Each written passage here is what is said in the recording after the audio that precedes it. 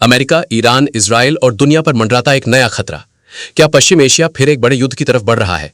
क्या Donald Trump का यह बयान सिर्फ चेतावनी है या आने वाले किसी बड़े एक्शन का संकेत? और आखिर ऐसा क्या हुआ कि ट्रंप ने खुले मन से कह दिया अगर ईरान ने डील नहीं की तो अमेरिका खतरनाक कदम उठाएगा? नमस्कार, मैं हूं आपका संजीव भारद्वाज और आप देख रहे हैं हमारी खास रिपोर्ट।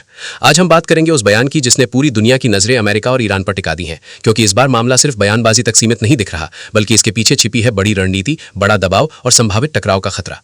दरअसल अमेरिका के राष्ट्रपति डोनाल्ड ट्रंप ने बुधवार को ईरान को लेकर बेहद सख्त तेवर दिखाए। कनेक्टिकट रवाना होने से पहले जॉइंट बेस एंड्रूज पर पत्रकारों से बातचीत के दौरान ट्रंप ने साफ शब्दों में कहा कि अमेरिका और ईरान के बीच बातचीत अब अंतिम चरण में पहुंच चुकी है। ट्रंप ने कहा, या तो ईरान डील करेगा या फिर हमें कुछ ऐसे कदम उठाने पड़ेंगे जो बेहद खतरनाक होंगे। अब सवाल उठता है, आखिर कौन सी डील?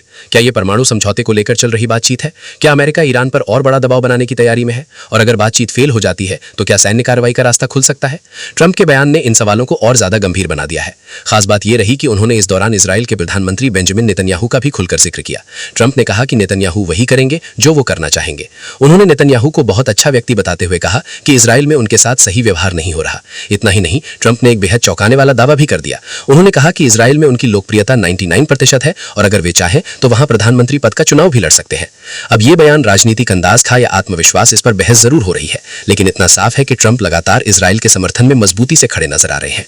अपने बयान में ट्रंप ने पुराने युद्धों का भी जिक्र किया। उन्होंने वियतनाम, अफगानिस्तान, इराक और कोरिया युद्धों का उदाहरण देते हुए कहा कि अमेरिका ने लंबे युद्धों में भारी नुकसान उठाया है। लेकिन ट्रंप का दावा है कि मौजूदा ईरान संघर्ष अभी शुरुआती दौर में है और ईरान इस समय कमजोर स्थिति में है। हालांकि दूसरी तरफ ईरान ने भी तुरंत जवाब दिया। ईरान के राष्ट्रपति मसूद पेजेश्कियान ने सोशल मीडिया प्लेटफॉर्म एक्स पर प्रतिक्रिया देते हुए कहा कि कूटनीति और आपसी सम्मान ही स्थायी रास्ता है। उन्होंने साफ कहा कि ईरान ने हमेशा अपने वादों का सम्मान किया है और युद्ध टालने की पूरी कोशिश की है।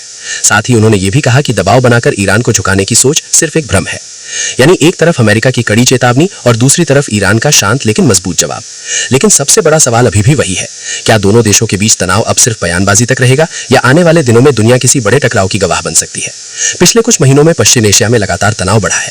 अमेरिका, ईरान और इजराइल के बीच बढ़ती राजनीतिक और सैन्य गतिविधियों ने पूरी दुनिया की चिंता बढ़ा दी है, क्योंकि अगर यह संघर्ष बढ़ता है तो इसका असर सिर्फ इन देशों तक सीमित नहीं रहेगा, बल्कि तेल की कीमतों से लेकर वैश्विक अर्थव्यवस्था तक सब कुछ प्रभावित हो सकता है।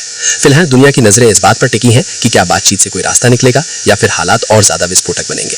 आप क्या सोचते हैं? क्या अमेरिका और ईरान के बीच समझौता हो जाएगा या दुनिया एक और बड़े संघर्ष की तरफ बढ़ रही है? अपनी राय हमें कमेंट में जरूर बताइए।